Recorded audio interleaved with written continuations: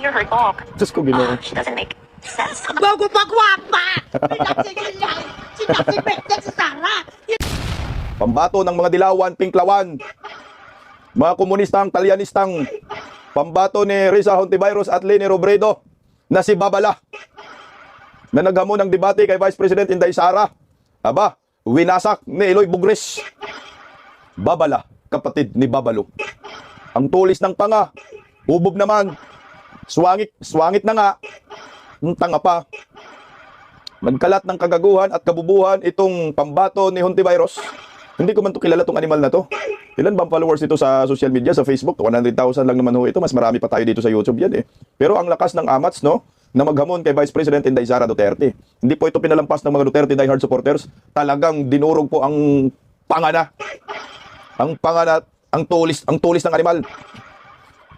Magandang tanghali po sa ating lahat. Palike po muna, pa-share, pa-subscribe. At pakipindot po ang inyong notification bell para lagi po tayong updated sa ating mga video. Bisdak Historiador po, suportahan po natin pangalawang YouTube channel po natin. Anak ng kamote, no? Alam nyo, no? Itong mga pinklawan-dilawan, ang tatanga talaga, no? Ang lakas ng loob, no? Nila, no? Mamintas, no? Kay Vice President Inday Sara Duterte. Pareho lang po sila ng mga pulawan. Excuse me po. Mantakin mo itong si Babala. Huwag na natin banggitin ang tunay na pangalan niya. Baka sumikat ang animal, no? Sikat na to sa katangahan, kabubuhan. Mantakin mo itong si Babala, makapamintas kay Vice President Inday Sara. Akala mo naman, putang ina, na sobrang kagandahan. Eh mukha pa lang, normal na abnormal ang datingan eh, no? Pinipintasan mo si Vice President Inday Sara, tingnan mo naman yung mukha ho ninyo, bago kayo mamintas kay Inday Sara. Putang ina, pinintasan ninyo mistisa eh. Di pa nga ho siguro ninyo nakita si Vice President Inday Sara sa personal. Baka pag nakita nyo si Inday Sara, baka makikita ninyo, masasabi ninyo, Barbie si Inday Sara. Napakaganda yan Inday Sara sa personal. Akala ko, itong namintas kay Inday Sara na taga-Mindanao na itong animal daw, no? Putang ina mong pinklawan ka, ang utak nito, kasing laki lang ng munggo, no? Pero yung mukha nito, yung baba nito, abot hanggang tuhod. Ang kabubuhan nito, mas matalino pa ang pagong dito, no? Wala eh. Namintas ka, makipaghahamon ka ng debate. Ang layo ng narating ni Inday Sara. Abogada, pinakamagaling na mayor. Tapos ikaw maghamon ka. Putang ina, tanga naman ninyo. Ang problema kasi dito, in-interview ng mainstream media, bilyonaryo news channel. Kaya medyo napansin siya talaga ng mga DDS, lalo't na ginamit niya si Vice President Inday Sara na makipagdebate daw siya. Pero hindi po yan pinalampas ng mga DDS. Okay, pakinggan muna natin yung sinabi niya na makipagdebate siya. At saka, putang ina, sabi niya, yung Jinsan daw, parte daw ng Davao Region. Diyan pa nga lang, makipagdebate ka kay Inday Sara, di mo alam, no? Kung saan parte ang Jinsan, tanga talaga. O ito, pakinggan natin yung una niyang banat kay Vice President Inday Sara Duterte. Ito muna, ito.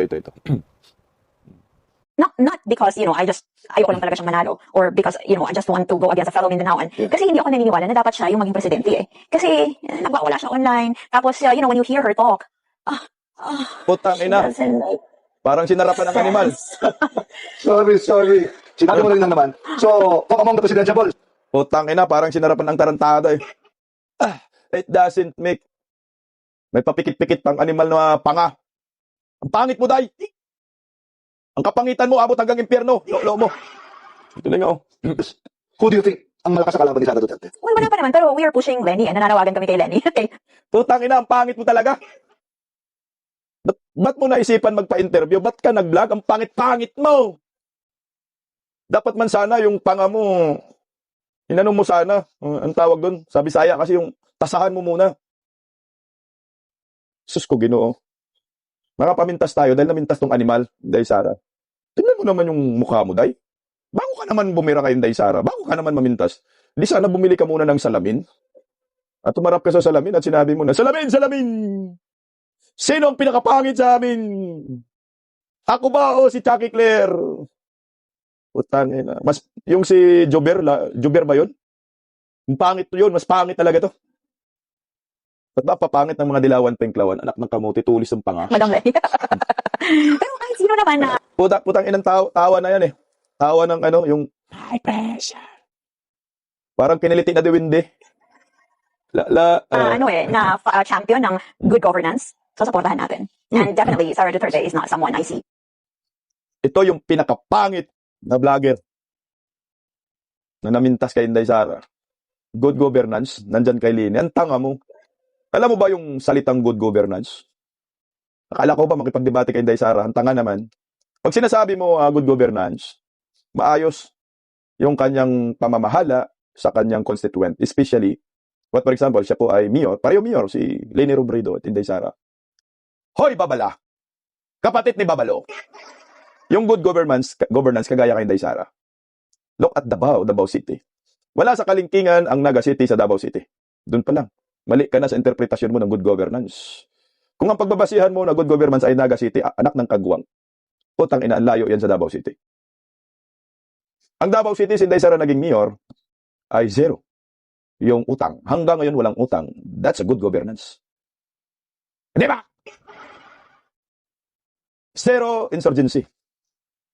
Kay Inday Sara yan. Walang mga NPA, walang mga komunista, walang recruitment. That's a good governance. Pinaka-safest city in the world, hindi lang po sa Pilipinas, Davao City. Pinaka-cleanest city in the world, Davao City. Dinayo ng mga foreign investors, Davao City. Malinis. Maraming mga infrastructure. Coastal road. Maayos ang pamumuhay. Disiplinado ang mga Davaoenyo. Yan yung good governance, tanga. Ang layo naman ng linilugaw mo, lo mo. Kayo kasi, kung ayaw nyo mapintasan, huwag kayong mamintas. Ang lakas ng amats nyo. Ito pa. Ito yung sinabi niya na makipagdebate siya kay Vice President Inday Sara Duterte. Bago natin si Eloy Bogres. Someone challenges to a debate. Are you willing to debate with the DDS? No, I'm only willing to debate with VP Sara Duterte. Wow. That's a high bar, huh? Lakas ng amats mo. Tulis ng panga mo. Okay nilang. Taga Mindanao pa itong hinayupak na to. Dinala mo pa yung Mindanao. Sana dinala mo na lang yung Bicol, Naga. Yan. Nayupak ka. Oh. Sinasabi nga nila, sino ka ba para i-debate That's si correct. Sara Duterte? And what's your response to that? Well, I'm a Filipino citizen, challenging her to debate with me kasi ako yung isa sa mga taong bayan na pinagsisilbihan niya eh. Binoto mo ba siya? No. Ako yung isa sa taong bayan na pinagsisilbihan niya. No? Makipagdebate ka, hindi mo pa binoto si Inday Sara. So, ibig sabihin, ikaw aminado ka. Kung matulis mong panga, aminado ka, na pinagsilbihan ka ni Inday Sara. Inamin mo na magaling si Inday Sara. So, anong pagdidebatehan natin ngayon? Ang lakas naman ng amats mo, makipagdebate kay Inday Sara. Inday Sara, abogada. Vice President. Ikaw ano bang narating mo? Tanga mo. Saan ka ba nag-aral? University of Mount Kamuning? Saan mo ba hinasa yung yung panga mo? Punta ka na, kahit si Bimar, hindi ka makakapanalo sa debate. Inday Sara pa talaga. Dumaan ka muna sa amin, mga political vloggers, anak ka ng kagwang kang babala ka. Kaya siguro si KPL, hambalusin ka ng pangato pa nga eh. Hindi ka mananalo. Wala ka namang alam. Kasi ikaw, maghamon ka ng debate, siguraduhin mo, matagal ka na sa political vlogging. Hindi, ngayon ka lang sumulpot. Nabigyan ka yata ng malita, ang pangit mo pa eh. Hindi ko nga kilala tong animal na to. In-interview lang ng Billionaire News Channel eh. Ito, pero napahiya rin siya dyan eh. Sa interview na yan, pakinggan natin. I voted for Kiko. Pangilinan. Yes. There are certain... Kaya pala, ang pangit ay para sa pangit. Wala kang karapatan pala magreklamo, no? Wala ka pa rin karapatan pala ngawa ng ngawa kay Inday Sara, yung panga mo. Hindi mo naman pala binoto si Inday Sara eh. Tuloy. Very recently, the DDS has been spreading false narratives. And since I don't know, I don't follow them, I don't know what the false narratives on the Middle East war. Ulol, ito yun, gumagawa kayo ng kwento. Sabi daw, mga DDS nagpapakalat ng mga maling balita, fake news. Di sir, kayo sir eh. Yung mukha mo sir, hindi namin pagkatiwalaan at saka wala kaming pakialam sir na magpalo ka sa amin. Tsaka hindi naman kami nagpapalo sa inyo, kayo mga salot kayo. Mga dilawan, yan ang una nagpabagsak, mga pulawan sa Pilipinas, nagsanib, pero sa ngayon, totally bagsak tayo. Kaya kayong mga salot kayo, dapat walisin ngayon sa bansang ito. What are the false narratives and how did you respond to any of those false narratives? Well, yun, sabi nila nagpadala daw kasi ng aeroplano si Baste Duterte para, i-repatriate daw yung mga kababayan natin. So, sabi ko lang, kasi marami rin naman ng mga online content creators ang nag-debunk noon. So, ang sabi ko lang, hindi ba kayo naiinsulto, mga DDS? Tanga mo. Sige nga, maglabas ka ng post na sinabi ng mga DDS na si Mayor Baste nagpadala ng aeroplano, nag-repatriate doon sa sa Middle East. Ulol, gawa-gawa nyo lang yan, ang mga ugag, no? Gumagawa kayo ng fake news, ipapahid ninyo sa amin. Ang tawag yan, tanim fake news. Kunyari DDS, yung pala, yung mga pangamong pangit na mukha mo, animal ka. Ang gumagawa, putang ina, bakit mo sasabihin ng DDS? Bakit ba magpapadala si Mayor Baste ng aeroplano doon sa Middle East? For what? Naknang kamote naman eh. Walang ganon, babala, no? Kayong mga trapo kayo, ito talaga yung literal na mga trapo. Itong mukha ng pangit na itong animal na to. Abnormal ang gago. Wag kayong gumawa ng kwento. Dahil hindi naman ho yan totoo. Bakit naman magpadala si Mayor Basti doon ng eroplano? Si Basti ba presidente? Ang tanga mo naman. Masyado kayong nagpapakalat ng fake news. Kayo, mahiya kayo sa balat ninyo. No? Sinisisi ninyo sa mga didis yung kagagawa ninyo. Na sinusubo sa inyo fake news para lang purihin ang mga idolo nyo. So, yun. Gago. Kayo yung nagpapalabas ng fake news. Kami walang fake news. Kayo ang mahilig sa fake news. Tanim fake news. Kunyari, DDS sila ang mga pinklawan-dilawan. Ito, mga dilawan-pinklawan, ang pinakamagaling sa fake news at mga pulawan at ipapahid sa mga DDS. Tanga mo, sir, ma'am. Pero napaya din siya dyan. Ito, pakinggan natin. Yung naging response. How did they respond to you? Tingnan mo. Ito, sinagot siya dyan. Look. Hindi ko lang they were referring to, Basti is the mayor, di ba? Basta sinabi niya. Congressman, sorry, my apologies. But I also read an article kasi that during the time of President Duterte, Ay, sorry. Basta Mayor, mga bubo. Si Basta Mayor, si Polong Congressman. Tangin naman, tanga ng mga animal. Diyan pala mga fake news yung mga panga ninyo. Mga bubo ninyo, oh. Mayor yata, pulong yung ano, si pulong yung mayor. during the time of President, Ay, mga bubo, no. Nag-uusap ang mga bubo, hindi alam. O, tingnan mo. Banat kayo ng mga banat sa mga Duterte, hindi ninyo alam. Si Basta, Mayor ng Davao. Si Polong Congressman, so sarap ninyong pag-untugin yung mga pangalan ng hayop na yan. O, tingnan yung mga bubo. Oh. Duterte kasi may crisis sa Middle East. Nagpadala sila ng barko to repatriate Filipinos. Mm. Don't get this wrongly. There was a time ginawa ito, di ba? But to favor their candidate, di ba? Now, parang may continuity. So may totoong nangyari, may fake news na ginagawa. Yung fake news na ginagawa, kagagawa ng panga ni Babala. Di ba? Hindi nakakahiya. Makipagdebate kayo kay Inday Sara, ang bububo nyo. Di nga ninyo alam kung sino yung mayor at congressman na Duterte. Ngayon, bira kayo ng bira. Yung panahon naman talaga ni Duterte, tama naman, nag-repatriate naman talaga ang Pilipinas, nagpapadala ng mga aeroplano. Baga, iniba mo lang ng pagkaintindi, Babala, sumagot ka, wala ka sa ayos. Utangin na, pag ako nagpagdebate ito, paiyakin ko talaga to. Ako na lang, debate natin one-on-one. Iwan ko lang kaya kung hindi ka iiyak na luhaan. Makipagdebate ka, hindi mo pa alam kung nasa ng Davao. Well, when I was younger, kasi yung Jensen part ng Davao region eh. So, Jensen part ng Davao region eh. Panga! O, tingnan mo. Listen natin yung panga. Yung Jinsan, part ng Davao region, tapos makipagdebate ka kay Vice President Inday Sara Duterte, yan tanga mo. Yung Jinsan, suksar din yan, Babala. Ang bubububo mo, gusto mong makipagdebate kay Inday Sara, ang utak mo, utak amahong. Kaya binanatan to ng binanatan animal. Ito muna yung kaibigan natin si Alona, binira siya dito. Oh. Because Na- mukha kang nana. Ang dumi ng mukha mo. Hindi ko alam bakit kailangan i-focus yung camera sa mukha mo. Ang dumi mo. Nalilito yung kamera eh. Tangina Mari, sino na naman ba to? Ewan ko ba? Alam mo, naalala ko nung makita ko tong kakamputang to.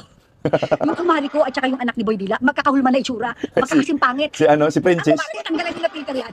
Ganyan din ang hulma. Ganyan din ang Chucky Claire. itsura. Puta, hindi kami nalalaman kapag hindi ka naniniwala na si Vice President Sara ang dapat na maging presidente. And so what?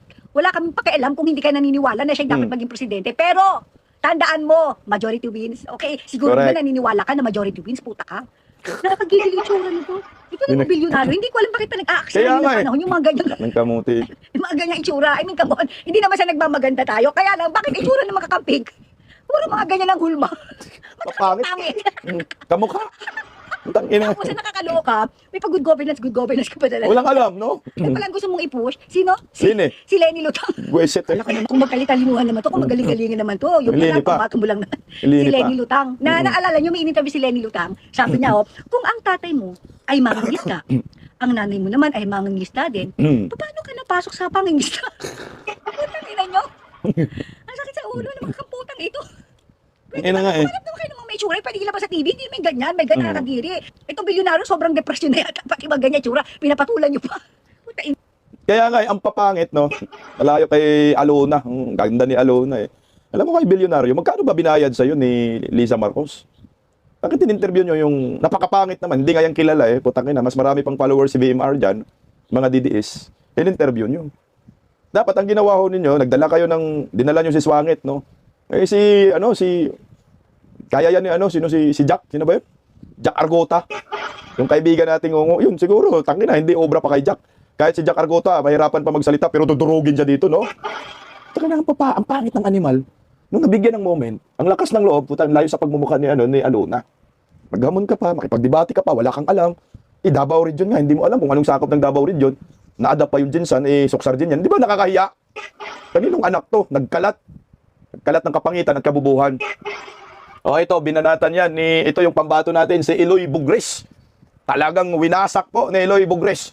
Itong panga ni Babala. To the rescue kay Inday Sara. O, ito. Ay, sino pangalan yan eh? Ano ning kagaga? Itong sinasabi ko nga noon pa sa mga nanay nga bilat sing Iloy, nga mga gaga, nga mga magulang. Alam nyo naman na paglabas ang anak nyo, putang Ito yung magulang damay. Ang itsura bilat sing Iloy, agli dakling. Ang babalo ngayon di putang, gaan mo na ang muka. Tapos pinangalanan mo labli ang anak mong bilat sing Iloy. Patawarin lang ko dyan sa mga iba ha. Pero ngayon di putang, isang itsura mo do abnoy ka. Lovely! Lovely! Pinangalanan mo ang anak mo, lovely itsura sa anak mo, maritit nga sumpa. Wait! Ikaw matibati ka kay Bibi Sara, anong idibati mo sa kanya? Kung paano pakabain ang babalo? Tingnan ko kasi dahil ko nga sa picture di puta kasi dumapatay kayo eh. Pati nanay ni Babala, damay. Oh. Putang ina, nakakahiya. Nakakatulog pa kaya to? Si Babala. Eh, ang pangit eh. Bira ng bira. Tirahin mo, Eloy Bugres. Oh. Tsura sang di puta, daw si Cooking bilat sing Iloy. Patawarin lang ko sa mga tao dyan. Bilat siya Dumay ng ano Eloy. ka, dumay gagawin sa gindrugum. Ang itsura mo, hindi normal ang tsura mo yan.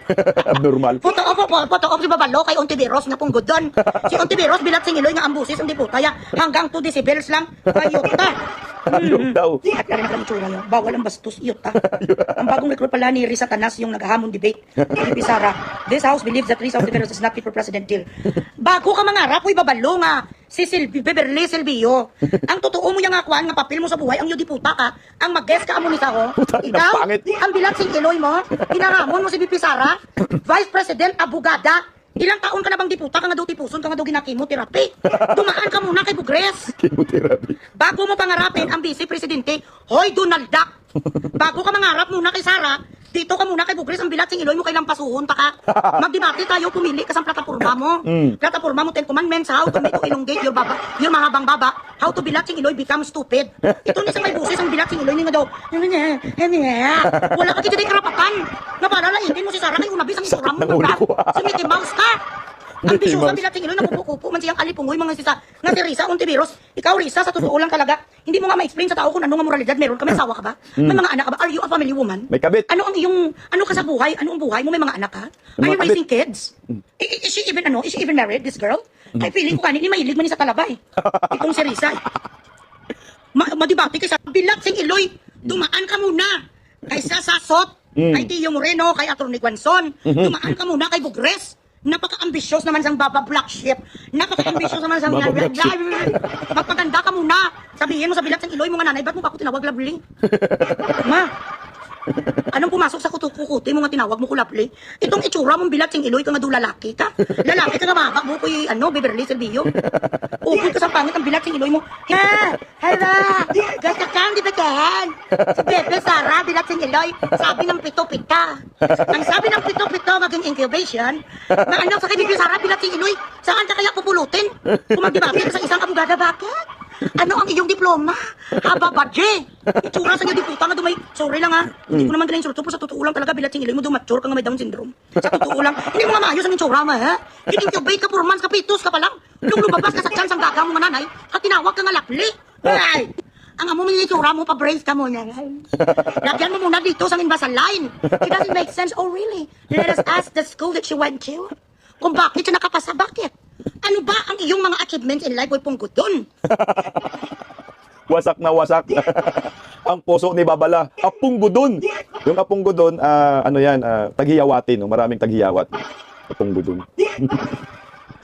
Wasak na wasak si Babala. Alam niyo po kasi, no, akala mo naman, no, na ikaw, ay, napakagaling mo, napakatalino mo, napakaganda mo. Mamintas ka kay Vice President Inday Sara, sobra-sobra. Eh, makipagdebate ka, eh, hindi mo nga alam. Oh. Sabi nga ng isang sabi ni kaibigan nating artista, no? Sabi niya, have a debate with the VP. Ay, singer pala. Have a debate with the VP when she doesn't even know areas of the region she comes from. Diyos kolor, bugo kaayo. Lakas ng amats mga kasi makipagdebate, hindi mo alam yung Davao region, yan ang mahirap dyan. No? Hindi mo alam yung Soksarjin, yung Jinsan. Ayan. Jinsan ay part po yan ng Soksarjin. Kaya si minsan wag mo masyadong ipagmayabang yung kapangitan mo. Dahil pangit ka talaga. Saka walang bibili ng kapangitan mo. Ewan ko ba bakit pinatos ito ng Bilyonaryo News Channel. Anong following ito? 100,000 subscribers. Wala lang, basta lamang kumuha lang sila ng basura. Tapos pinaputak nila, gumawa ng issue. Ayan, winasak ng mga DDS. O ito pa, banatan pa. Isa pang banat pa kaya no Iloy Bugres. Sandali ka screenshot kung pagmumukha mong bilat sing Iloy ka. So, do you have any intentions of contradicting that perception because you have your own candidate? Example lang to, nakalaban niya. You go out in the open against a fellow Mindanao. Grabe, hindi naman close ang bakbak. Not because, ayoko lang talaga siyang manalo or because, I just want to go against a fellow Mindanaoan. Kasi hindi ako naniniwala Sinayop lang mukha yang. na dapat siya yung maging presidente. Kasi Ito gwapa. nagbawala siya online. Ayun na, ang pangit, Tapos, no? when you hear her talk, Diyos ko, Ginoo. she doesn't make sense. Bago pa gwapa! Pinagsigalay! Sinasipektek si Sarah! Hindi po ka na mapatay man po, Lovely! Lovely! Grabe, strict na si Lovely! Galing, pinagsigalay! It doesn't make sense! Sabi sa pilat si Iloy na anak ni Babalo! Ang nirecord mo, grabe, strict na si Lovely! Lovely! Saan ka ba nag-graduate, Lovely? Ilan ba ang puno nga ano mo? Grabe, Lovely! Pilat si Iloy ko lang, de! Pina-grade mo! Saan ka nag-aaral bilat si Iloy? Sa Harry Potter? Di ba? It doesn't make sense, sabi sa Harry bilat si Potter. Iloy. Ang punggod mo, kahit lagyan mong bilat sing Iloy sang sibo, di macho. Kahit maglagay ka pa sang pinta na sapat ka, hindi magbago pagkikipitos mo. Imbis na gaamo na ng mata mo, gaamo ka. Kung ako ang magdebate sa'yo, gaganon ka na. Anak ng kamote. Wasak na wasak. Si Babala. Anak daw ni Babalo. Na si putang inang hayop na yun, huwag na natin banggitin. Lovely daw ang pangalan niya, pero ang mukha nakakasulasok. Pareho lang sila ng amo niyang si itong Hontivirus. Oh, putang ina.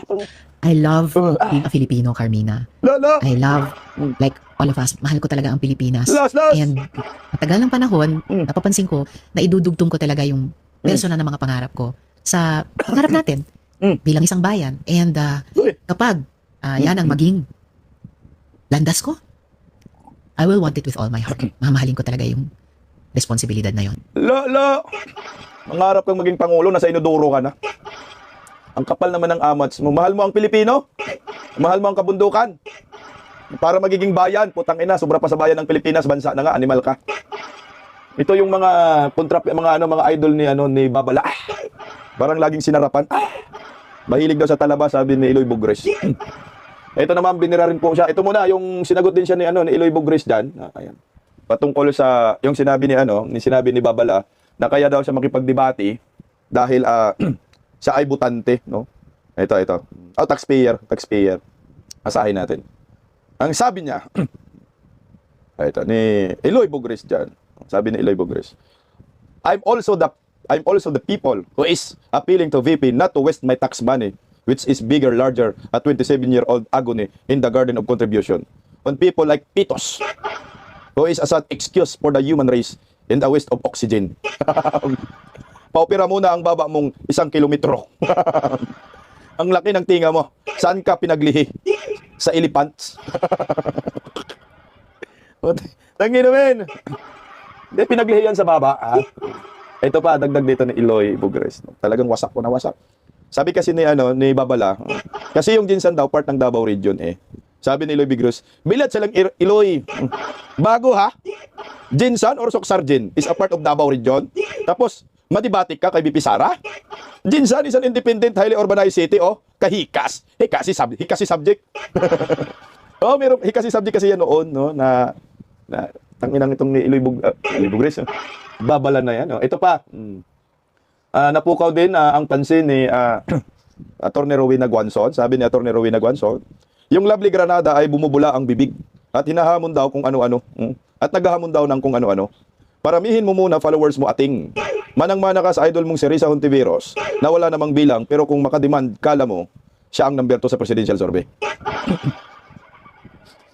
Anak ng kamuti. Yan ang sinasabi natin. Minsan, mahirap man kasi mamintas din. Kaso nga lang, ang problema, itong mga dilawan, penklawan, makapamintas sobra-sobra. No? Ito yung sinasabi, bawal ang bastos. Yun yung placard niya, bawal ang bastos. Katabi si Hontiveros. Pero yung ginawa mo kay Inday Sara, isa po yung pambabastos. At saka yung mukha mo palang, mababastos ka na no? Kahit anong make-up mo, lumulutang lalo yung kapangitan mo Madam, kamukha ka ni Risa Hontiveros. Sabi ni Iloy Bugres, Risa Tanas. Ang pangit talaga ay putangin ng mga pangit Ito yata yung sinasabi ni Alona na magkamukhang swangit. Oh, si Chucky Claire, putang ina Jam Magno. Sus! Grabe yung taingan niya, ano? Taingan niya, parang, alam mo, parang siyang rabbit, no? Itong si Babalak. Putang ina, paano to hinulma ng magulang? Pangit ka na, tumabi ka sa pangit, eh. Talagang nagkahawaan ang kapangitan o lumulutang. Hindi po ito pagandahan, papangitan po. Sino yung pinakapangit sa kanilang tatlo? Si Jam Magno ba, Chucky Claire, o itong si Babalak? It's atay siguro, no? Parehong mapapangit. Magkano kaya yung binayad ni Lisa, no? Lisa Marcos sa kanila, no? Para lamang manira, mandistract sa mga Duterte. Alam nyo ho, ang mga babae pa naman kayo, pero yung mga pagkatao ninyo, ang papangit ho ninyo. Dapat nga ho magsimula sa inyo yung salitang ayos, no? At maganda pakinggan sa mga kabataan na nanonood ng social media, lalo na Facebook. Marami pong nanonood dyan ng mga kabataan at mga kababaihan. Pero yung mga mukha ninyo, mukha kayong mga ibak. Mga wala kayong kwenta. Kung maghamon kayo ng debate, dumaan muna kayo sa mga political vlogger na mga DDS. Kasi kami ngayon, nangunguna na kami ngayon eh. Tingnan mo kung sinong trending ngayon, Inday Sara. Si Inday Sara ang trending. Kaya wala kang magagawa. No? Kahit anong gawin ho ninyo, ang mga DDS ay hindi na yan basta-basta mga political vlogger. Umuugat na yan. Kung gusto mo, putang ina, hindi ko rin papatulan tong animal na to. Kahit kasi Jam Magno, hindi ko yan pinapatulan eh. Kasi wala namang kwenta talaga yan. Nakapokus tayo sa issue ng lipunan. Yun yung totoong political vlogger. Ang political vlogger ho, dapat ang pinag-uusapan ay yung mga issue sa lipunan. Kagaya yung pagnanakaw sa kaban ng bayan. Yun dapat araw-araw. Hindi yung political vlogger ka lang dahil binabanatan mo si Inday Sara. Hindi yun. Hindi dyan sumasalamin yung pagiging political vlogger. Ang political vlogger ay pinag-uusapan yung mga issue sa lipunan, pampolitika, at kung ano ang nangyayari sa ating bansa under bangag admin sa administrasyon ito. Yan dapat. Pero kung binabanatan mo si Inday Sara, personal, malabong tawagin kang political vlogger. Ang tawag sa'yo, tangang vlogger. Yan ang maliwanag. Tanga ka, bubo pa. Oh. Lakas ng loob mo, makipagdebate ka Inday Sara, wala namang sense. Ano ba, sabi nga ni Eloy Bugros, ano bang gusto mong plataforma pag-uusapan natin? Yung panga mo? O yung tainga mo kasi laki ng palanggana? Yung tulis ng panga mo? Na yung laman ng utak mo ay utak amahong? Taga-jinsan ka tapos sasabihin mo part ng Davao Region? Paano ba nagiging part ang jinsan ng Davao Region? Eh, soksarjen po yan. Doon pa naman, bata pa ako, putang ina, soksarjen na yan. Huwag mong sabihin, Davao Region yan, ang layo-layo na yan. Parang, ito nakasinghot lang din eh. Kung makipagdebate ka kay Inday Sara, dumang ka muna sa mga DDS. Yan lang, kung gusto mo. Tingnan mo, ayaw niya makipagdebate sa mga DDS kasi alam niya, wala siyang panama. Si Inday Sara, sinabi niyo, putang ina, feeling naman, papatulang ka ni Inday Sara ng debate, lo mo. Ang level mo ma'am sa pakikipagdebate wala po sa level din ng mga DDS. Malayo yung ano mo, malayo yung perception mo, vision mo, yung pag-analyze mo sa issue ng politika, wala eh. Tiningnan ko yung Facebook niya, wala naman siyang argumento na maayos. Wala lang, nabubuwisit lang sa mga DDS. Eh nagustuhan ng mga dilawan, pinklawan, kaya minsan marami ding engagement. Pero sa following, hindi siya fina-follow. Bagsak yung followers niya. Malayong malayo yan sa mga DDS. At ikaw, Lisli, wala ko ML. Ikaw, Babala, ayusin mo yung panga mo.